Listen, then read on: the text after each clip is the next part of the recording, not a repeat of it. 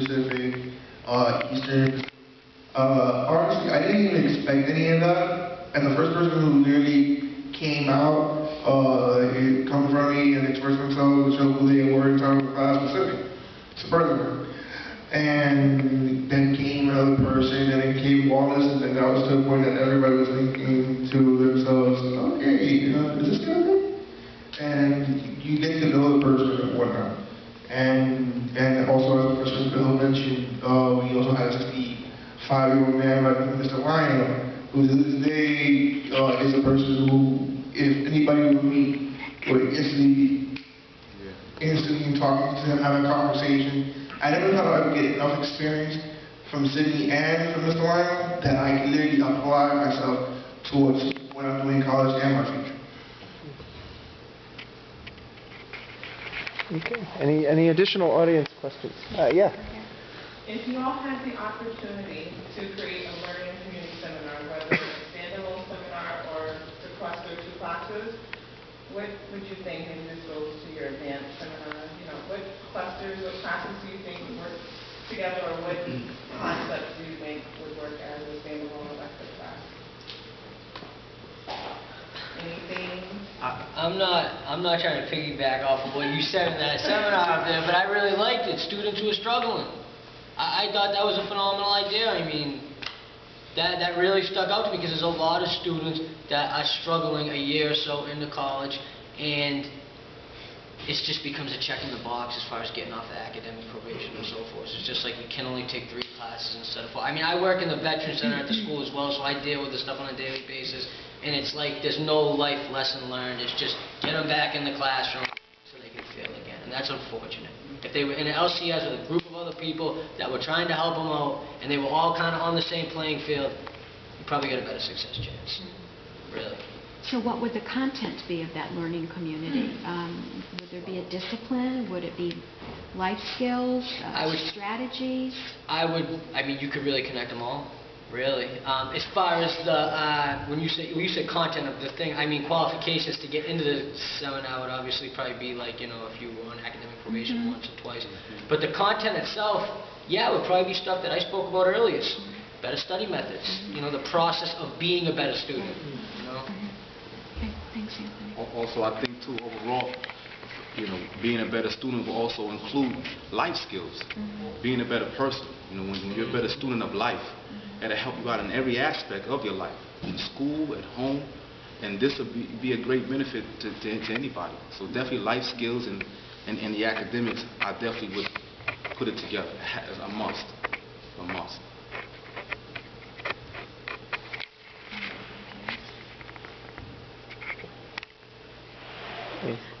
Any additional questions or comments or thoughts? Can I add something? At Kingsborough, I know Cindy is still considered to be a freshman, sort of. He's getting there, but he's a freshman. But he's not aware that we do offer second semester or continuing students learning communities. So you could continue into a learning community if you wanted to. It's not going to be designed. It's based off of major. We described it, but we do continue our learning communities for second semester and beyond. And it's not paired with a freshman seminar or a success class, but it's paired with a career-based seminar. So the students can, after they get through all the basic skills, they can continue to focus on the career or major they want to go into. Good to know. Now I know I'll be in a learning community. Never too old to learn something new. Definitely. Definitely. You have a question Last over time here. Tony started a learning community with faculty from other colleges. He felt right in like we've known each other all our lives. Even if he is a Red Sox fan. Yeah. Talking about patience, I have to have patience with some of these students that I mentor when I'm talking to them about sports, and they'll be coming at me, and I'll say, kid, you were in diapers when the Patriots won the Super Bowl.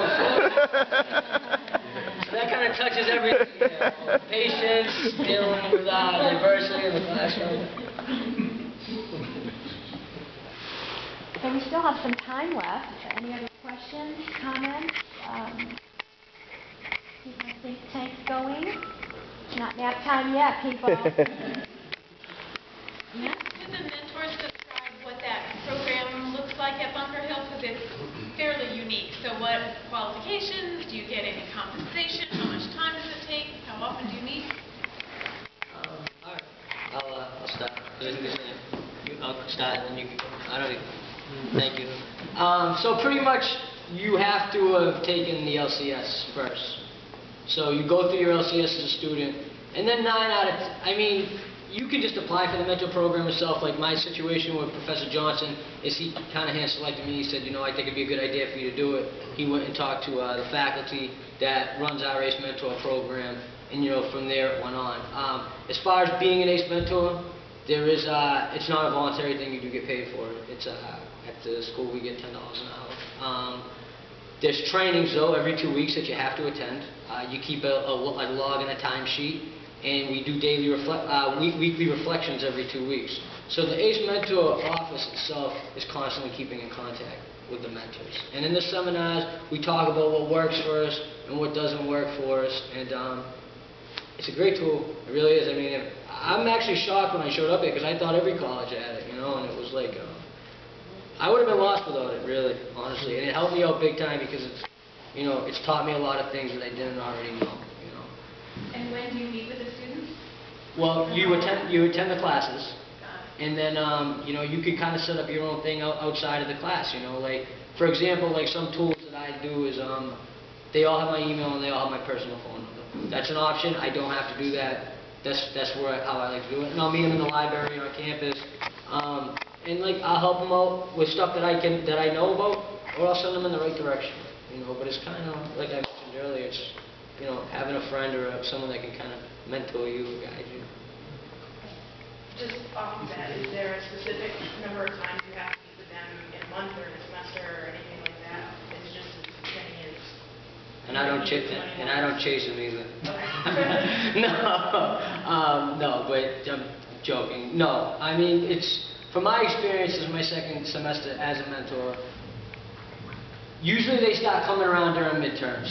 Because you'll email them and stuff, and you try to get them in the right direction early, and then when the grades start struggling, that's when you usually see them showing up. So I'm getting prepared to be bombarded in the next few weeks with questions and emails. And how many students are you responsible for in this capacity, in this role? Well, I don't know, responsible is a strong word. Well, it's the right word. Yeah, fill in the blank. Okay. That was a good one. So you mentor... I'm joking. It's about 50 in one of my classes, and then the other one is about the same. Okay, so it's 2 classes? No, I did an extra class this semester. Oh, okay. So, you did say that you were doing but a double 15 classes. You like that baseball? And also we should mention in the seminars that Anthony and David mentor, we usually average sometimes 25 or 26 students in each class because the students who have taken the seminar before keep returning even though they get no credit for it. They come to the class, participate in the class, and come to suck the juice out of the class. Sound like it's rewarding. More rewarding than anything else. They keep coming to get the juice, Guys that aren't even at Bunker Hill anymore just pop their heads in because they know the seminar takes place at the same time in the same class. And they bring friends, and friends who haven't even enrolled at the college yet. They just bring them in, and so it works. I have a question. I heard you mentioning, I think it was today or yesterday, about an all-male. That's the seminars we're talking about. And I think that's very, very important. That should be mentioned, that the seminars that they mentor in, and the ones that teach is all males, there are no females in the seminar. And the reason why it was designed was because of the demographics around African American and Latino males and their access to college and their success in college. But the seminar is, we have Asian American males, African American Latinos, we have new immigrants, we have openly gay male students in there, so it is, everybody is in the house, and everybody's represented, and everyone's respected. Now we don't want the women to take offense to that, all right? But let's be honest, 18 to 20-year-old males get a little full of you-know-what when there's women in the room. So they're not as expressive and as honest as they would be when it's just gender. Because their whole hormones morph into something different. I know. And we have a comparable seminar for women, actually several. Wow. Let's flip this around. Are there any questions that you, the panelists, would have for us as practitioners? No, just cannot stay in school forever. So I heard someone, I do, I kind of back at what I was speaking about earlier about policies and stuff. Is that a financial, like as far as students having to take it in their first semester? I know one of the schools from New York, Wagner, I think it was, said that they do that. Is that a financial thing, a faculty thing? Like why we can't get students in there the first At semester? Bunker Hill, it's a space issue. We don't have enough room to accommodate all of them in the first semester. At Kingsborough, we usually try to recruit all of our students into learning communities. So when a student comes into my office and we do the advisement, I'll say, okay, here is your best option. You get these 3 classes linked together. You get a freshman seminar class. You get a personal academic advisor. Does this sound like a good thing? Yes? Okay, here we go. We'll sign you up for it. Now, it's not always possible based off of what's available and in terms of majors, and sometimes students can't take classes at those times, so it's not always entirely possible, but it is something that we do strongly encourage for our students. It's also an institutional, it's institutional by design. Like it can, like for our school, it comes from the top down. Like it was, and maybe the bottom up as well. It was an institutional design of the model that our entire school takes the learning community approach. That's great. So you have the support from the very top, and it's instituted in every aspect of the college. So Kind of like the entire first year class is part of the learning community. There's no other option. Yes? Are the students that are in the learning programs, are they given a choice to choose, or is it a lottery basis and then we just tell them? At Wagner, all 500 freshmen are placed in communities, but when they are accepted to Wagner, they receive information, typically that most college students do, that they have to fill out upon entering. And in that particular first form, or those first 2 forms electronically, they are exposed to the 20 different learning communities, the descriptions. They really don't know much more about them than the descriptions and a brief overview of what the Wagner plan is, what the first year program experience is. They'll list about 4 to, they used to rank them, now we just have them list them because some students think that they'll get exactly the one that they want, and we don't always know that. It's the only time that a schedule is being made for them, but we try very hard to place them in that learning community that they have interest in. So that's 3 of their 4 courses in their first semester at Wagner. The 4th course they're placed in by academic advisors, and it's just another gen ed that fits with either their schedule or their interests, or knowing that it's part of their gen eds. I have a question. The idea of this whole learning community, it sounds like a movement to me. How long has it been around, and how many schools across the country has it impacted?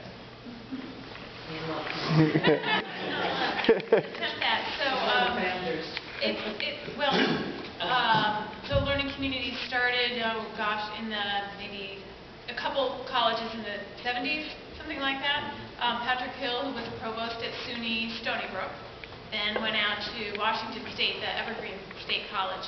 And that college is one of the ones that the curriculum is built around learning communities. So all the students take their courses in a learning community format every semester. So different experiments happen. So in the 60s, there was an experiment at Berkeley where they said, let's bring students together and have them work interdisciplinarily and have the faculty work as a team. So in pockets here and there, it's happened. But then really, I guess in the 90s, things exploded and have gone on from there. And so now there are hundreds and hundreds, I can't remember how many hundreds, 400, 500, 600 probably colleges that have some variation on learning community. Some it's a pair of courses, some it's a much more holistic, coordinated studies kind of a program. And some it's a lot it's for first-year students. But some it's in graduate school where students in teams, like medical school, McMaster University was one of the first in Ontario that put the students together in more problem-solving groups in med school to say, this is how you actually practice medicine. Let's have you start learning this in med school. So you see it in lots of different places, and it's called lots of different things now. But it's still growing. That's the exciting thing. It's not one of those flash-in-the-pan fads that's come and gone. It's being reinvented in different ways, in different programs within colleges, different colleges within universities, and on from there. So take it and run with it when you go off into your scholarly work, wherever you end up going, who knows. Is it also in high schools, in middle school? It's going there. It's going there. It's going A there. lot of schools, right? Middle schools, Or some elementary schools would say. We're involved with moving our learning communities out and down into the high schools right now. Early stages yet, a lot of rearticulations and relationships need to be figured out because the high schools are driven by very different criteria than the community colleges, but we've been told this is the way to go, and so we're jumping out in front of it and trying to maintain control and keep the academic standards high and do what's going to be really successful for the high school students who are getting possibly an early pathway into college. We have high school students in our learning communities right now. And also we have students in the learning communities, in our learning communities with special needs. And we've had deaf students in our learning communities where people were signing for them. So it runs a whole, students who are legally blind. We've had like I told you, everybody's in the house. Everybody's in the house. How did we get the parents involved? Well, the high school students who come through the special programs in the Boston Public Schools, so they come through those programs. And so it's a different kind of, and they have to be monitored because they're high school students still coming from college families. But so I really can't speak on what kind of support they get from their families, but I know that they get a lot of academic support, as high school students. So we have all these different programs that are feeding into what it is we're doing, to answer your question about where this is going. So as Rob is stating, it is being filtered down into the high school because of the success. Actually, if I could just add on to that, previous life I was a school principal and administrator in urban schools.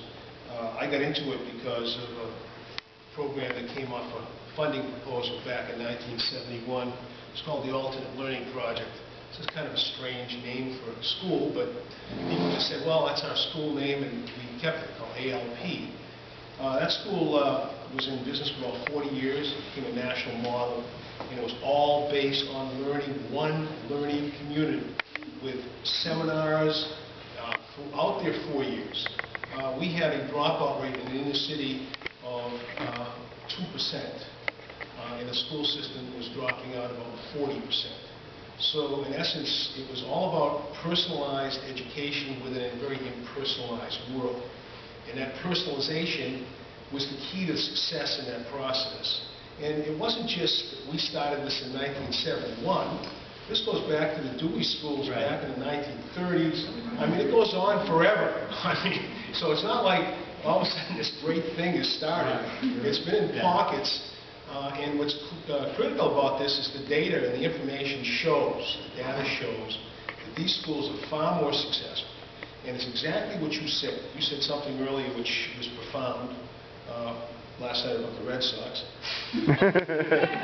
But in essence, what's profound about what you said is, kids aren't doing well in school, so what they basically do is they re-register them, send them back into the same fray. It's like our prison system, and it's the same country we're in. In essence, you have to bring them back to a real, personalized, caring community and really redirect them at that point. Where at Johnson and Wales at this juncture, what we're working hard to do is to move this whole concept of collaboration throughout the university. We have committees, and they've done a good job, to raise retention, because obviously retention is a big deal. If they just had a learning community for every freshman, you wouldn't have to have retention committees, because in essence, this is exactly the business we're in, and it's real. It's not just about looking at numbers and coming up with some ideas. It becomes a key part to the teaching. So, great question, and as one of the older guys here, I think it's gone on for a hell of a long time. Well worth looking. Sorry, to add on in terms of the question about parents, there is emerging research out there about how to connect parents to students' collegiate experiences in more real community-building, collaborative ways. We're not doing enough of that at Bunker Hill, but we need to start looking at that. There are some legal challenges with that, though, with FERPA, for example, Family Education Rights to Privacy Act, though. But, yeah. Not insurmountable challenges at all. No. It's about inviting parents in to feel part of a community. So, for example, you have one example. For this summer, we ran a Summer English Language Learners Institute at the college, and we invited high school students from Revere High School to come to that. So we had 40 high school students there. As part of their graduation ceremony, we brought parents in, so parents were a part of the process of coming to the college, which I think is key, getting the parents to the school at as early an age as possible, just invest the whole family in the student's education rather than just the student being invested in his or her own education. So I think there's a lot we can do that we aren't even tapping yet in terms of parents. Definitely, being a parent myself, I know that education starts in the home. That's the engine to getting an education and being successful in life. You can be great teachers, great at the learning community, but if the child is having trouble at home, everything else is downhill. I have a question to any of the students. Would you say, and maybe it's both equal, would you say, looking back on your learning community experience, that was the more important element to you the linked course material, having a chance to connect psychology and English or two disciplines together, or was the more important element just having the extra time with the same group of students in two classrooms so that you got to know each other better? Or do you think one was more important than the other, or were they both equally important in terms of looking back and saying, this was valuable to me because I got to know those students better, or I really got to understand the course concepts better because they were linked curricularly? Honestly, I believe equally, because honestly, if before I even did learning communities, I wouldn't have the same people for the same process. I'll have different people regularly. I wouldn't be able to connect with students, connect with my professors. I would be bottom of the barrel. But with this, equally, because I can do those things I want to do. And not just only benefit myself, but that'll also benefit my peers and also the professors, that they're doing their goals that they want to do for the learning communities. And it also helps excel the program more than what people think or intended to be. I would also say equal, but separate in its own way. I wouldn't put one above the other, but some people need help in more in certain areas than others. For me, being older than a lot of students, just that social connection, that getting past that social threshold is what really helped me, by bringing the classes together, keeping all the students the same, being amongst, many different young people and ethnicities, as I've mentioned before. Being a bit of a bywater, too. Yeah. I think one thing that came up in one of our mentor trainings recently, and this was actually a student who we brought to the panel a couple of years ago to ECLC. We were in a mentor training, and one of the students said to another student, "I cannot believe that I like you." We all thought it was really funny. And what she was really getting to was that even though, we are an urban community college, it's a extremely diverse population. Just because there's a lot of diversity doesn't mean there's a lot of integration. So we have all of these groups of students on campus representing all these perspectives, not necessarily sharing those perspectives or kind of reaching each other to the extent that we would want to. And I think that's kind of what we're getting at. You know, when you have 6 credit hours or 9 credit hours instead of 3, you know, to see the humanity in somebody else and make those connections takes space and time, you know. So I think, and that's one thing the mentors have really noticed. And I think that's where the mentors, for us, can be really helpful because they can sort of accelerate that process because they've been through it before and they know what can happen when you are able to kind of let your guard down and go there in a classroom setting. They sort of facilitate it and they make those connections, and they're kind of, the professor can only do that to such an extent, but I think the students are kind of the most powerful element in that for our learning community. I want to add to that. That exactly could apply to those who have differences within their own cultures. Like, for example, I have somebody in my class currently who is Indian and Hindu. They don't, or if I'm not mistaken, they don't allow, the Indian culture can't allow women to see men. And they don't want to, let's say if somebody's speaking, let's say if I'm speaking and they're not looking at me, you need to understand why that person is who they is, not because of them personally, but then also culturally. And as well as that, you can like ask afterwards, like, are you okay? Is something wrong? Is there something why you don't want to hear my speech? No, it's because my culture does not allow me. And that also helps them experience their own person, share their own personality, to those who don't understand who they are, and as well as give them an advantage so they can speak to people who are not able to be mentioned, culturally or unculturally. Yep. For what you said, that maybe you're looking to build a strong bond between the students themselves inside the groups, one thing that really stuck out to me outside of the classroom work was what it was. We actually had to do community service. Yeah. So we had to go outside of class and we'd have to go find these organizations and work with them for a little bit. And we'd have our team there. And it was seeing your team these other students outside of class and how they reacted. Especially for me, I was working with children. So we're all working with children. We're having a good time. And seeing them outside of class, it put my mind in a different perspective. Usually with my classmates, maybe there are days because maybe it's early in the morning and we don't speak much, we don't talk much. Other than when there's group work, to be totally honest. But when it finally came to community service and we're outside of the classroom in a different environment, we just had a different mindset and we're much more laid back. Sometimes I would bring some food and say, hey guys, you want something? It's early, we need food. I don't want to, and just, I don't know if most learning programs do this community service, but that's something that definitely stuck with me for a long time. It really helped me.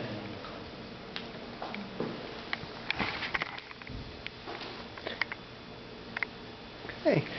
Well, at this point, I think what we'll do is we'll ask the students to kind of break off individually, and if you have any specific questions that you want to ask one of our panelists, or maybe in groups of 2 or so, we'll go there. So thank you all for coming, and you're doing such a wonderful job.